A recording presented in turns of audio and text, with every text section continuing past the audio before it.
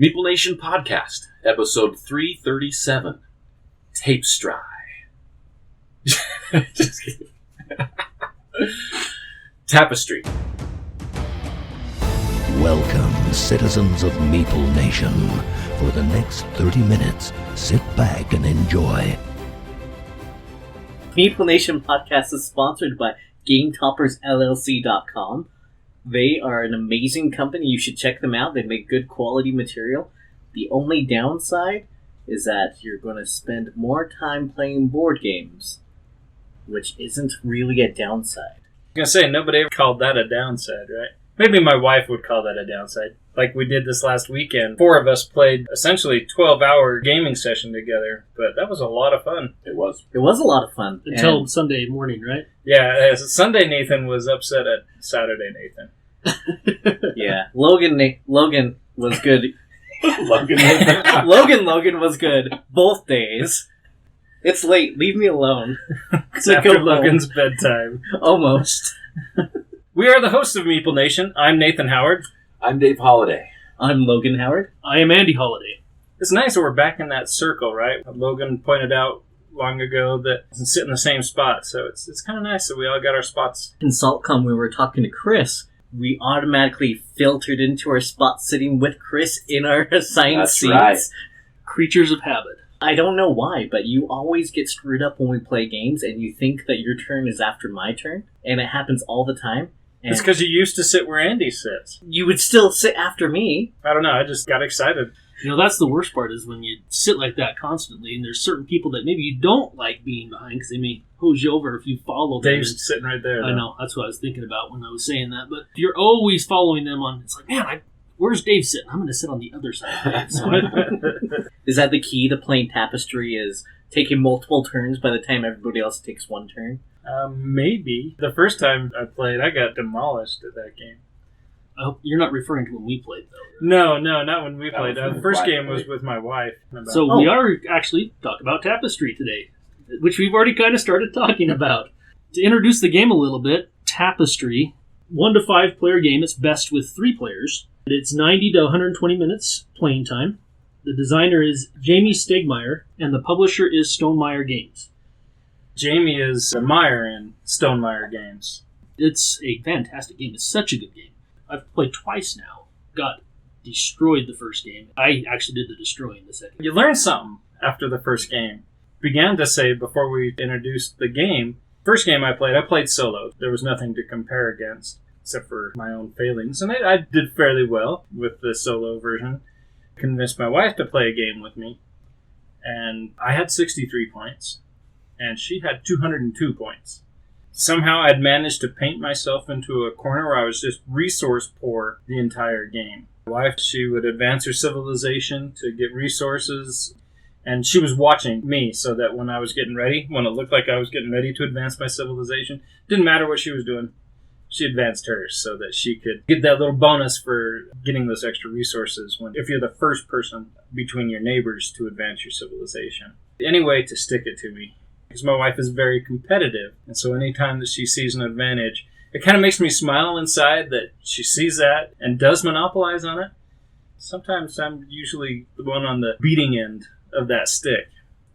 That seems like every week that's kind of the theme of, yeah, my wife and I played this, I got beat. My wife and I played this, I got whooped. I don't let her win. Like Terraforming Mars, she's played it, I think it's 5 times, and I've never been able to beat her.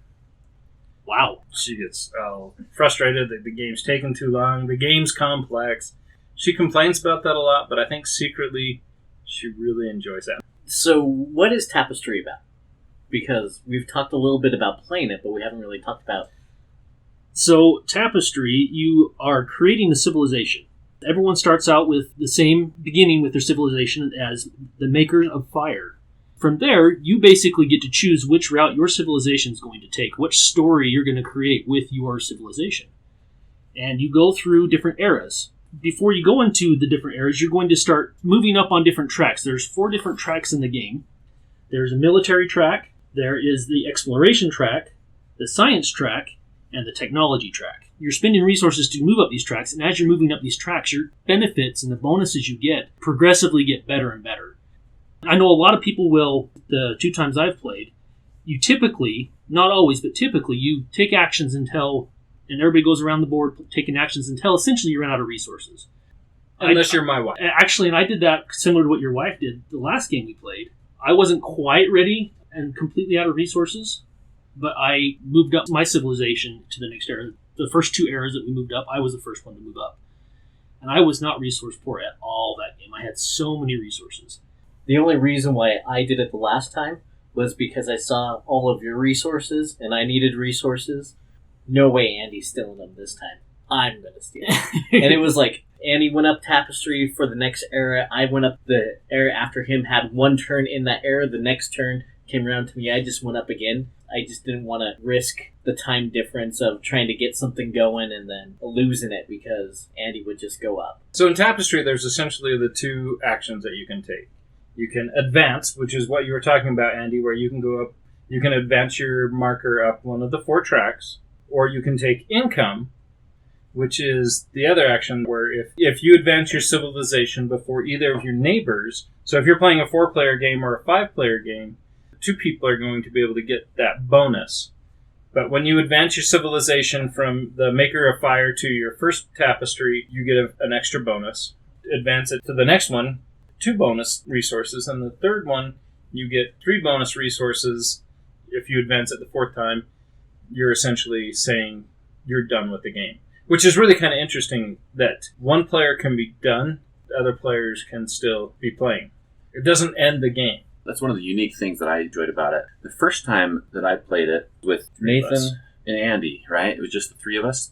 Nathan was getting destroyed all game long. I lapped him at one point. Me and Andy, we ended up finishing. Both of us advanced to the last era of our civilization, did everything we needed to, tallied up our score, and then Nathan still had quite a ways to go. I think you still had 2 advancements, maybe. I can't remember. I think I did still have 2 advancements. I'd been able to do stuff slow that was not costing me a lot of stuff at first.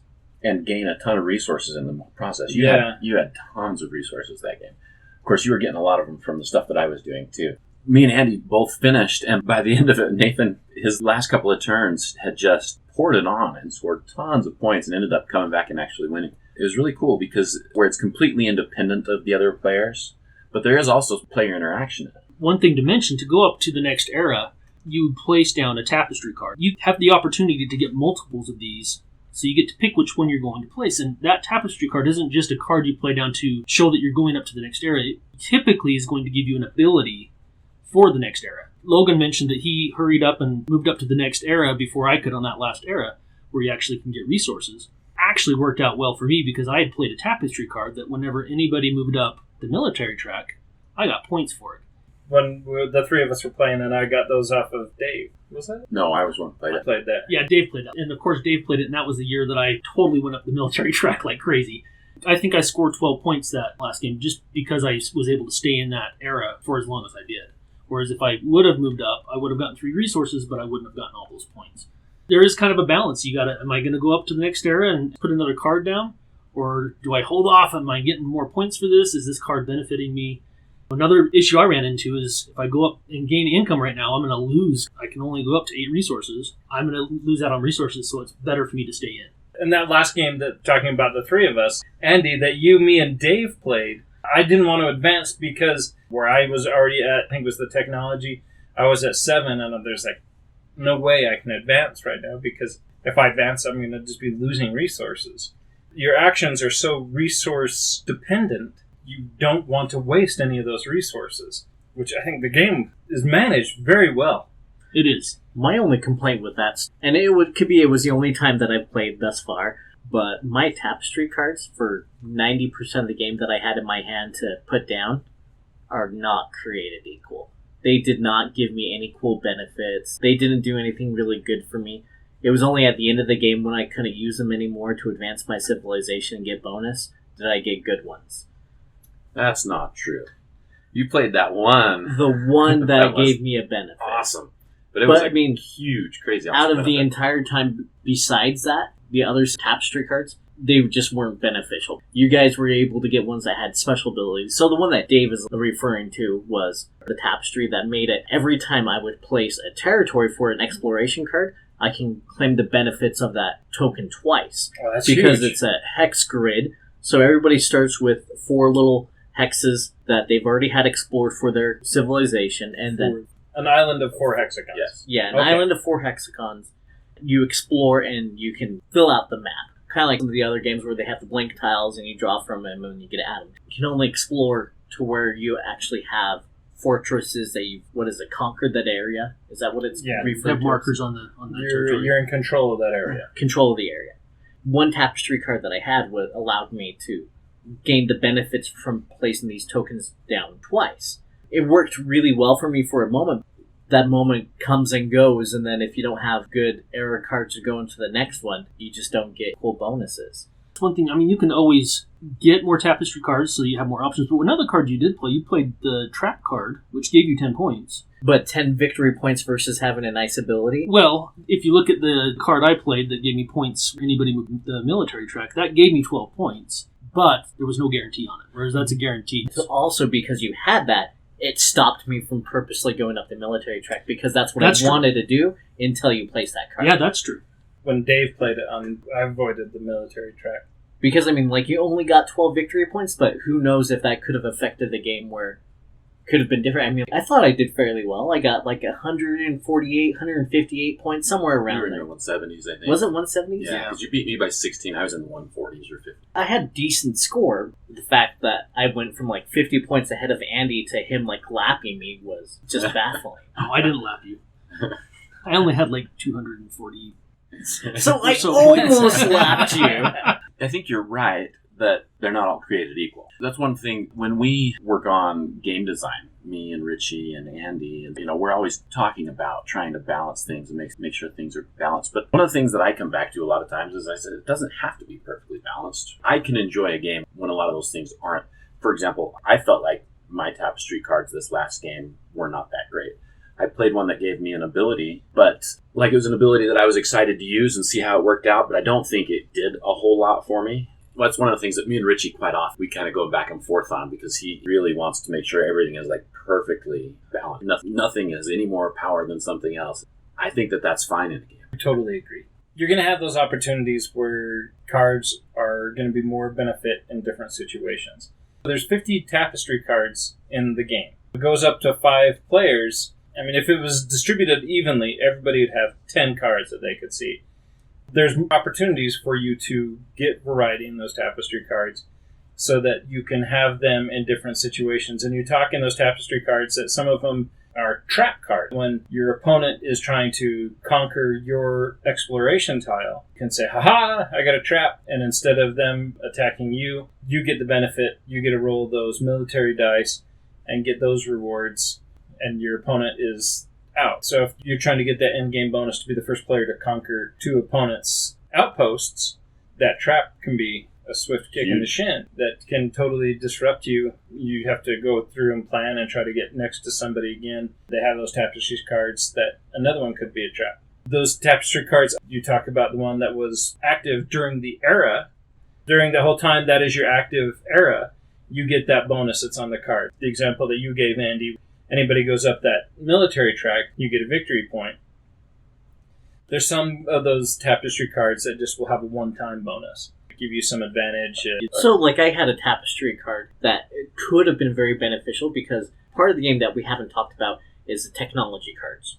So technology cards are stuff that your civilization is researching, like eyeglasses and time travel, and runs the gamut of stuff. But as you put it next to your board and you move it into like the next phase, you claim certain bonuses. It just so happens that as you go along these 4 different tracks, that people are gaining different benefits. You might not want to follow along somebody because you're not just going to get the benefits. Because in addition to that, there's so much going on in this game, is that you have your capital city card that you're trying to fill out this grid, almost kind of like a Sudoku grid, where you get points for having 1 square filled up, you get points for having rows and columns filled up. But if you go along these progression tracks, I'm just following right behind Dave, where Dave's in front of me the whole time. He gets these special buildings that fill up more squares to go onto his capital city. maybe I don't want to follow him, and so then I lose the opportunity to get different Tapestry cards. I remember when the first time I played this, when Nathan was explaining the rules for, in particular, for that your capital city board, 3x3 square grid. Each of those little boxes has a 3x3 squares in it too, just like Sudoku. And then there's little points in there that basically take up space, so they're like free spaces that will help you fill up that board. But you score 1 point for every row and every column that you have filled up. It's based on how many houses you've built. And I thought, there's no way that's like hardly any points. I'm not going that route. I tried that route this last game, and I scored so many points for having my capital city. I had it almost full. I think I had 5 spaces on that whole board. And it scored me so many points. I think I scored over 50 points that last round just with my capital city. Definitely a way to score a lot of points. Maybe we should explain that a little bit. So you have your board. You talked about the Maker of Fire. You have your board that has 4 sections that are up above it. You'll place 5 buildings on each of these 4 sections.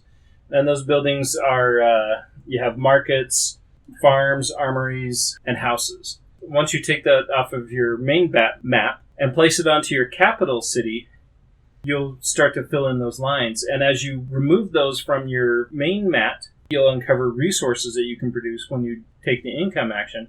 You'll produce more resources. Also uncover opportunities to increase the points that you're going to score in those sections. When you talk about moving those houses from your main mat and putting them into your capital city, what is the main mat called? This is income mat. So capital city mat, income mat, and civilization mat.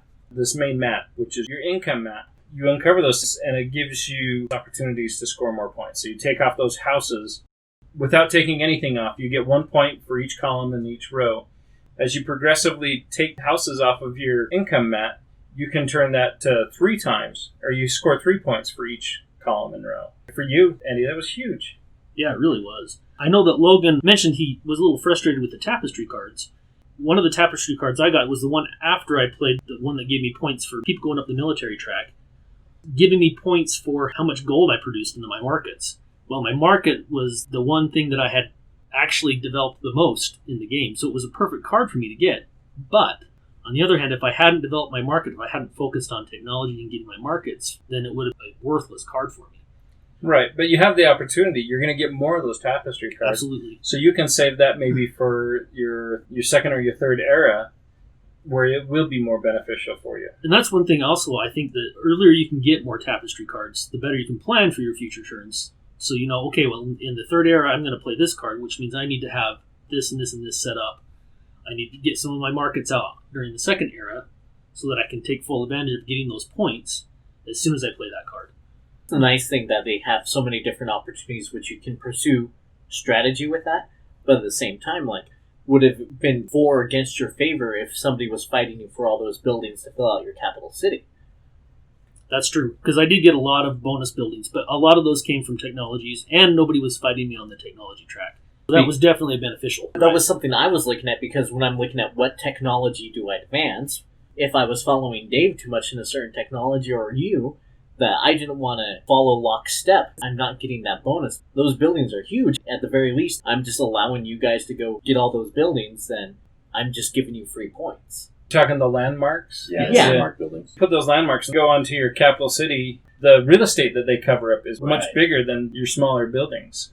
Yeah, some of the landmarks, I mean, there's several that are 9x9. There's some that are 4x2 vertically and 4x2 horizontally. And so they cover a lot of space. One of the things that I think is really cool about this game, I think they did such a good job in so many ways with this. There's so many moving pieces, which, of course, for me is something that I love in a game. It's another civilization building game. You've got civilizations, you've got really all the way back to settlers. It's just not nearly as robust as something like this is. Through the Ages is another one, right? There are a lot of games that are similar in theme. One of the things that's really cool with this one, as you're talking about the little houses and market armories, and as you pull them off of your income mat, it's giving you an ability, or not an ability, it's giving you a bonus by increasing your income and giving you more ways of scoring points. As you uncover these things, you can see on your mat that you're developing certain ideas, certain technologies. Everybody starts with, for example, the markets row. Everybody starts with bartering uncovered. So we all know how to barter. But then the first one that you pull off, the next square that you uncover is currency. So you've discovered currency and it increases your income. The next one that you uncover is banking. And then the next one is credit cards, although that's kind of interesting. But Why is that interesting? well, I just don't like to celebrate credit cards. That's all I'm getting at. So credit cards rule you don't rule them, is what you're saying? Each row is the same, and as you pull the buildings off, you're developing more. In houses, for example, we all start with symbology uncovered, and then you develop language, and then you develop writing, and then telephone, and then email. Thematically, it's cool. Like Logan, you talked about, and there's also the technology cards. So you have a lot of different inventions because you take invent actions to play those in that. And speaking of those technology cards, and I'm glad you brought up that you're kind of moving up technology on your income mat. Also, a lot of the technologies will have prerequisites.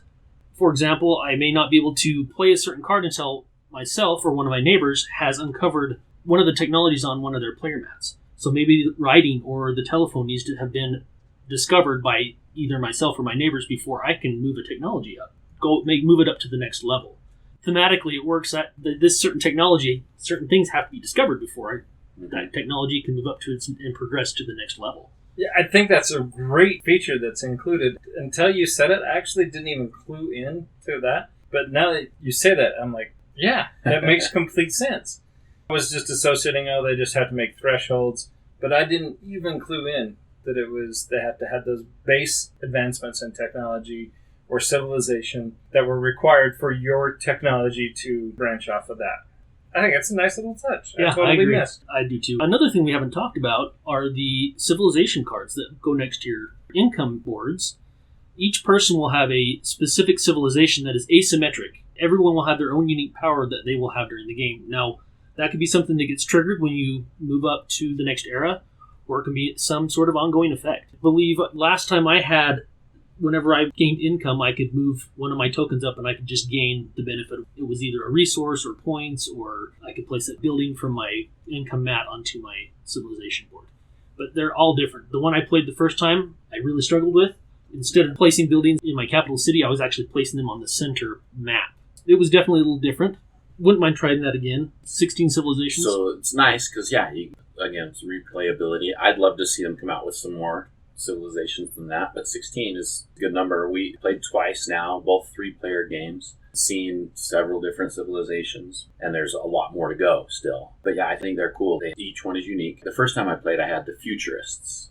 They had a really cool ability. I started with 2 of each resource instead of normally you start with just 1 of each resource. There's 4 different resources. I started with 2 resources, and my marker on the main board started on the 4th level of each advancement track. Science, technology, exploration, and what's the military one called? Military. Is it military?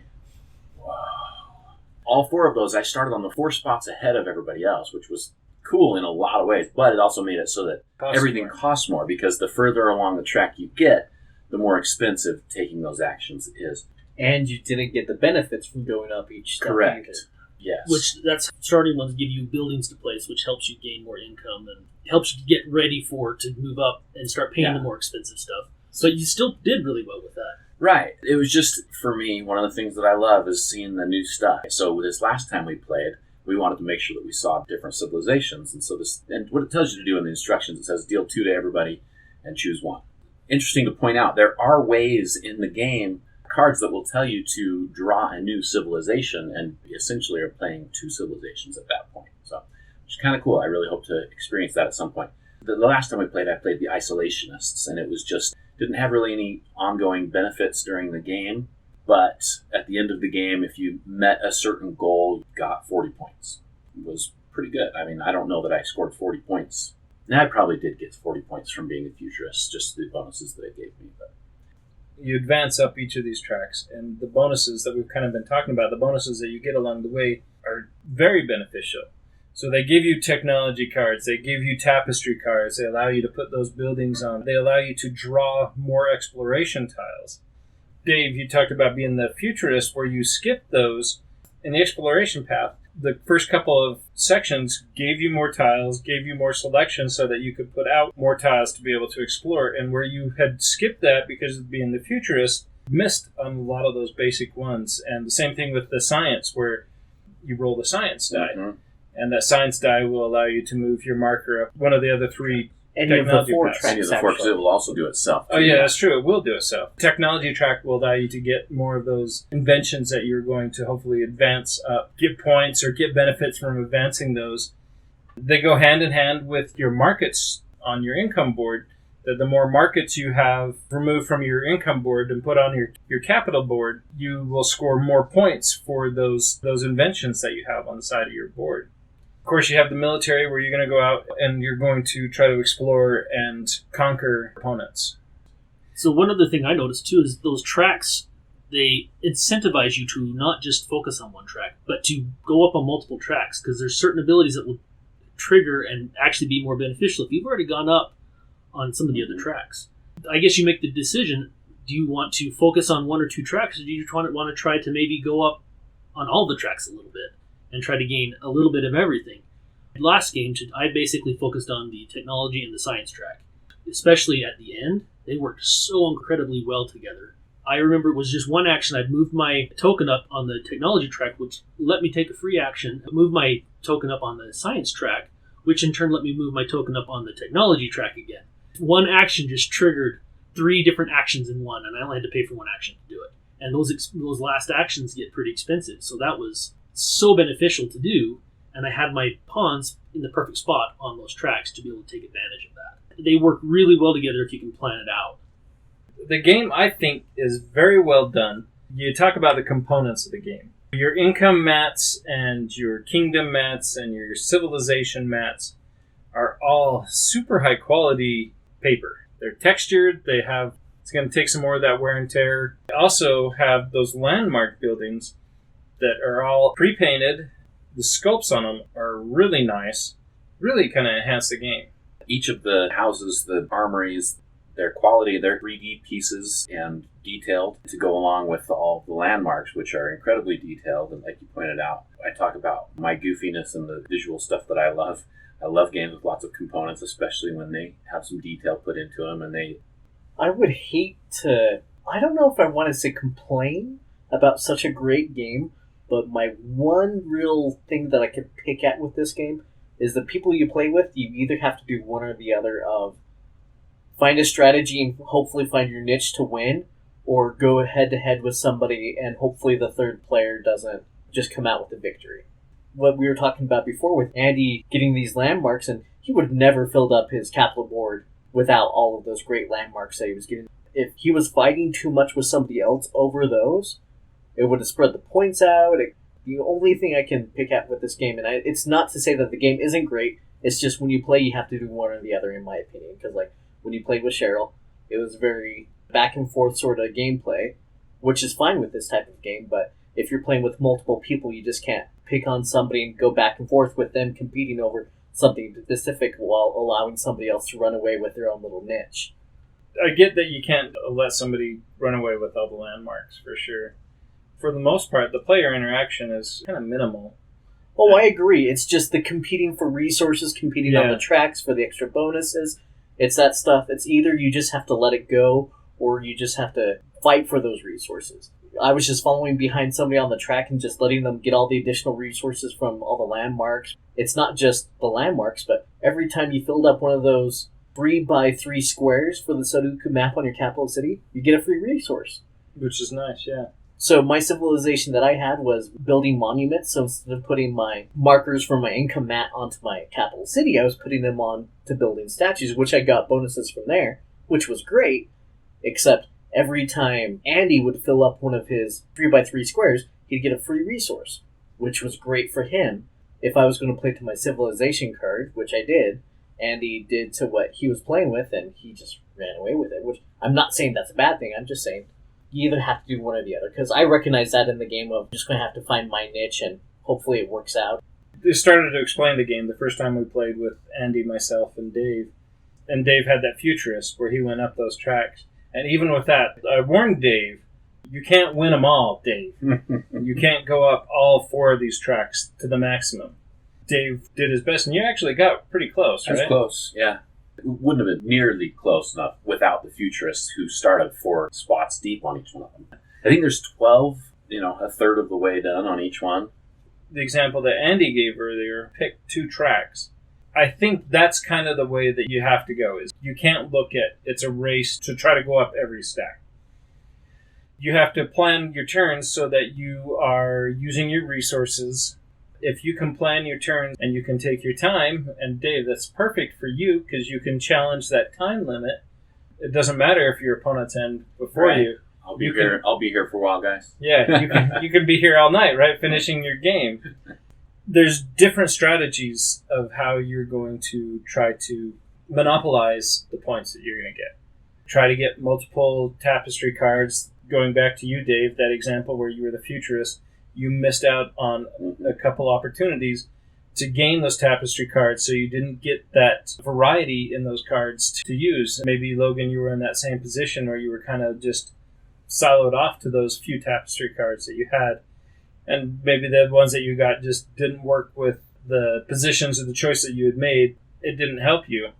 With the 50 Tapestry cards, 16 civilizations, the 4 tracks, there are so many possibilities, so many different paths, opportunities to score points. I think the game is extremely well done. I agree that it's well done. Again, I don't mean to say that the game's not well done. And I like that they have the opportunity that you can make that choice about what type of game you like to play, because the game you played with your wife was much different than the multiplayer game. To be able to have both of those game experiences within the same box is great. And just because I didn't get the cards that worked out great with me, like, nothing has to be created equal. Yep. It's just, as long as you know that stuff going into it, it makes it a lot better. The solo player variant with the automation that goes with that, so many opportunities for replayability in the game. It would be interesting to try it with 4 players and see the same experience. I really want to do it with 4 or 5. Especially since the opportunities that we've been able to play with us, anyway, more than 2 players has only maxed out at 3, so then it doesn't include for that 4th player to, like, say the civilization. If Andy goes up on the civilization and Dave's sitting kitty corner from him, that means he can still get the bonus from going up the civilization, or at least have the opportunity to get those resources. Well, I think we all have given it an approval. Absolutely. Definitely 2 thumbs up. Played a lot of newish games recently. This is the best game I've played in a while. I think it has so many different game experiences that you can find within the box. If you have the opportunity, you should definitely sit down and play it. I agree. I think every time I play, I want to play a different civilization to try it out. Just the depth of the number of strategies you can go with in this game. I think that's the draw for me. There's just so much to it, so many strategies you can take. Depending on your style, what you get, who your civilization is, there's just a lot of depth to it. So that's Tapestry, designed by Jamey Stegmaier, released through Stonemaier Games. Check it out. I think it's well worth your time. Until next time.